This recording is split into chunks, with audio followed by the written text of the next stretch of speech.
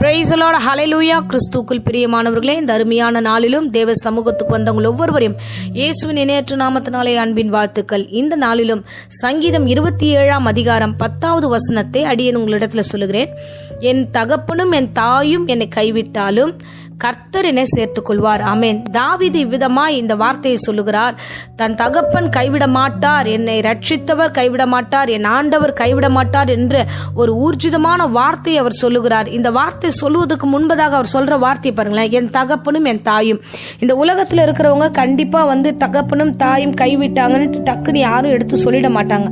மோர் தென் இந்த உலகத்துல பாத்தீங்கன்னா அம்மா அப்பாவை பத்தி அந்த அளவுக்கு வார்த்தைகள் வராது. மற்றவர்களை குறித்து இவங்க என்ன விட்டாங்க, அவங்க என்ன விட்டாங்க என்ற வார்த்தைகள் எல்லாம் நம்ம கேட்டிருப்போம். ஆனா தாவீது சொல்லுகிறார், என் தகப்பன் ஒரு வேலை விட்டுட்டாலும், என் தாய் என்னை கவனிக்கலனாலும் என்னை ஆண்டவர் சேர்த்துக் கொள்வார், அவர் கூட வச்சிருப்பார். அவர் என் பாவங்களை மன்னித்து, என் அக்கிரமங்களை மன்னித்து, என் நோய்கள் வியாதிகள் எல்லாம் நீக்கி என்னை தம்மோடு சேர்த்துக் கொள்வார். அவர் அந்த அளவுக்கு விசுவாச வார்த்தையை அறிக்கிடுவதற்கு முன்னதாக ஒரு காரியம் நடந்திருந்தாதான் இந்த சாட்சியான வார்த்தை சொல்ல முடியும். அப்ப முன்ன என்ன நடந்தது? தாவீதுடைய வாழ்க்கையில முன்ன என்ன நடந்ததுன்னா, தாவீது இளம் வயதா இருக்கும் பொழுது இஸ்ரவேலுக்கு ராஜாவை தேவைப்பட்ட போது கர்த்தர் சாமுவேலை தாவீது வீட்டுக்கு அனுப்புகிறார். அனுப்பும்போது தாவீது வீட்டுல இல்ல, அவங்க அப்பா இருக்காரு, அவர் கூட பிறந்தவங்க எல்லாம் இருக்காங்க.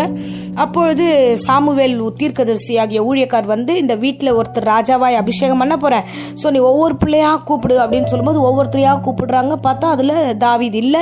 ஆனா ஒவ்வொருத்தரும் பராக்கிரமசாலியா இருக்காங்க, பலனுள்ளவர்களா இருக்கிறாங்க. அவங்களெல்லாம் பார்த்தா ராஜா மாதிரி இருக்கும். ஒவ்வொருத்தர்கிட்ட அவர் கிட்ட போவார், இவங்க தானா அப்படின்னு கிட்ட போகும்போது ஆண்டவர் இவங்க இல்ல, நீ முகத்தை பார்க்காத, நான் உள்ள இருதயத்தை தான் பார்க்கிறேன், இவங்க யாருமே இல்லைன்னு கர்த்தர் பேசுகிறார்.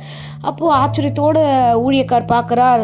பார்த்துட்டு தகப்பன் கிட்ட கேட்கிறாரு, ஈசா கிட்ட கேட்கிறாரு, வேற யாராவது பிள்ளைங்க இருக்காங்களா அப்படின்னு கேட்கிறாரு. அப்போ சொல்றாரு, ஆமா என் பையன் ஒருத்தன் இருக்கான், சின்ன பையன், அவன் ஆடுகளை மேய்ச்சிக்கிட்டு வனாந்திரத்துல இருக்கிறான் அப்படின்ட்டு. அப்ப அவனை கூப்பிடு அப்படின்னும் போது கர்த்தர் இவன் தான் என்று அவன் வனாந்திரத்துல இருக்கும் பொழுதே கர்த்தர் அவனை முன்குறித்து இவனை அபிஷேகம் பண்ணுகிறார். சோ தகப்பன் ஒரு வீட்டுல ஒரு மிகப்பெரிய தீர்க்கதரிசி வருகிறார். அந்த வீடு முழுவதும் ஜனங்கள் ஆர்ப்பரிப்போட உட்காந்துருக்காங்க, அத்தனை அண்ணன் தம்பிங்க உட்காந்துருக்காங்க. அந்த இடத்துல வந்தா ஒரு பெரிய ஃபெஸ்டிவல் மாதிரி, ஏன்னா பலியிட கொடுக்க வராங்க, ராஜா அபிஷேகம் பண்ண போறாங்க. இவ்வளவு பெரிய ஒரு வீட்டுல அந்த வீட்டுல பிறந்த ஒரு பையனை கூப்பிடணும்னு தகப்பன் மறந்துட்டார் கம்ப்ளீட்டா. இல்ல தாய் கூட இருக்கும்போது அவங்க தாய்க்காக சொன்னோம், என் பையனை விட்டுட்டு நீங்க எல்லாரும் ஒன்னா இருக்கீங்களே, போய் என் பையனை வனாந்தத்துல கூப்பிடுவாங்க, அந்த குழந்தை ஆடுகளை மேய்ச்சிக்கிட்டு வெயில்ல இருக்கே, வனாந்தத்துல இருக்கேன்னு அந்த தாயும் அந்த இடத்துல சொல்லப்படவில்லை. அப்போ ஒரு முறை இந்த தாயும் தகப்பனும் தன்னை மறந்தார்கள். எங்க மறந்தாங்கன்னா, அபிஷேகம் பண்ணப்படும் போது ஒவ்வொருத்தர் சகோதரரை அபிஷேகம் பண்ணுவதற்கு ஒரு ஊழியக்கார் வரும்போதெல்லாம் அந்த இடத்துல ஆண்டவர் தாவீதை நினைத்திருந்தார். ஆனா அந்த தகப்பன்மாரோ தாவீதை மறந்தார்கள். மற்ற சகோதரர்களுக்கு நேராக இவனை பாருங்க இவனை பாருங்கன்னு சொல்லி தேவையற்ற காரியங்களை அந்த இடத்துல அவர்கள் செய்கிறார்கள். மற்ற பிள்ளைகளை ஞாபகம் வைத்தவர்கள் தன்னுடைய தாவீதை, தன்னுடைய இளைய குமாரனை அவர்கள் மறந்தார்கள். அன்பு பிள்ளையே, இந்த காரியம் தான் இன்றைக்கு உங்களோட கர்த்தர் பேசுகிறார். தாவீதுக்கு இருக்கிற ஒரு நிச்சயம் பாருங்க, தாய் தகப்பன் மறந்தாங்க, கர்த்தர் மறக்கல. வனாந்தத்துல இருந்து அவனை கொண்டு அபிஷேகம் பண்ணார். இன்னைக்கு யார் உன்னை மறந்தாலும் கர்த்தர் உன்னை மறக்க மாட்டார். தாய் தகப்பன் கைவிட்டாலும் இந்த உலகத்துல அன்புள்ள தாய் தகப்பன்கள் ஏராளமான பேர் உண்டு, அவர்கள் கைவிட மாட்டார்கள். ஆனாலும் சாப்பாடு போடுறவங்க, இடம் கொடுக்கிறவங்க, பராமரிக்கிறவங்க ஒரு நாள் மறக்கலாம். அவர்கள் மறந்தாலும் நான் உன்னை மறக்க மாட்டேன். இந்த வாக்குத்தத்தம் ஊர்ஜிதமானது. கர்த்தர் இந்த பிரசங்கத்தை கேட்க வந்த ஒவ்வொரு இருதயத்துக்கும் ஏற்றார் போல கர்த்தர் பேசிக் கொண்டிருக்கிறார். நான் உன்னை மறக்க மாட்டேன், நான் உன்னை சேர்த்துக் கொள்வேன். எந்த நிலைமையில இந்த பிரசங்கத்தை போட்டு கேட்டுக்கொண்டிருந்தாலும் சரி, யாராவது கை விட்டுட்டாங்கன்ற ஒரு ஃபீலிங்ஸா, யாருமே என் கூட இல்லைன்ற ஒரு கவலையா, நான் தனிமையில ஓடிக்கொண்டிருக்கிற வேதனையா, நீ அந்த வேதனையிலிருந்து ஒரு நிமிஷம் கர்த்தரை நினைத்து பாரு. ஏன்னா வனாந்தரத்துல எங்கேயோ ஒரு மூலையில இருந்துகிட்டு இருந்த அந்த தாவீதை கர்த்தர் கொண்டு அபிஷேகம் பண்ணியது எவ்வளவு உண்மையோ, அந்த தேவன் உன்னையும் சரியான நேரத்தில் உன்னை வெளியே கொண்டு வருவார், உங்களை ஆசீர்வதிப்பார். உங்கள் ஒவ்வொருவருடைய எதிர்கால திட்டங்களை அவர் திட்டம் பண்ணி வைத்திருக்கிறார்.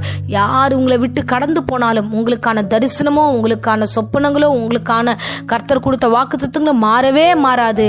ஆண்டவர் அது எல்லாவற்றும் நிறைவேற்ற வல்லவராயிருக்கிறார். ஆமென். இதை தான் தாவீது நன்கு அறிந்து வைத்திருக்கிறான். என்னன்னா, இந்த உலகத்துல இருக்கிற மாம்சமான தாய் தகப்பன்மார்கள் என்னை கைவிடலாம், என்னை மறந்து போகலாம், எனக்கு நன்மையானவைகளை செய்யாமல் இருக்கலாம். ஆனால் கர்த்தர் என்னை சேர்த்துக் கொள்வார், கர்த்தர் என்னை மறக்க மாட்டார், கர்த்தர் என்னை வழிநடத்துவார் என்ற ஒரு விசுவாசத்தினுடைய நம்பிக்கையான வார்த்தைகளை இந்த இடத்துல நம்ம பார்க்கிறோம். அந்த சங்கீதம் 27:1 பார்க்கிறோம். கர்த்தர் என் வெளிச்சம், என் ரட்சிப்புமானவர். அவர் தான் என் வெளிச்சம், என் வாழ்க்கைக்கு அவர் தான்.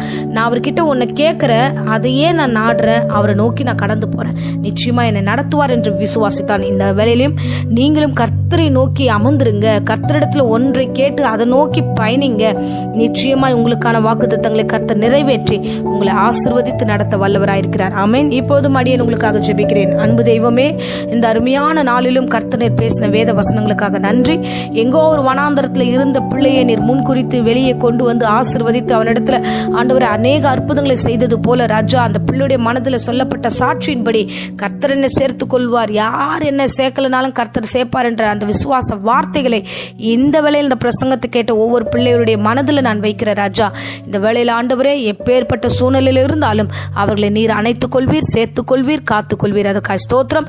தொடர்ந்து வழிநடத்தும். இந்த வேளையில யாராகிலும் வியாதியோடு பலவீனத்தோடு பயத்தோடு இருந்தாங்கன்னா எல்லா வியாதி பலவீனங்கள் இயேசுவின் நாமத்தில் சபித்து கட்டுகிறேன். பூரண கிருபைகளோடு சுகத்தோடு வழிநடத்தும் ஆசீர்வதியும். இயேசுவின் நேற்று நாமத்தில் ஜெபித்து ஆசீர்வாதத்தை ஒப்புக் கொடுக்கிறேன் ஜீவனுள்ள நல்ல பிதாவே. ஆமென். ஆமென். Praise the Lord. God bless you.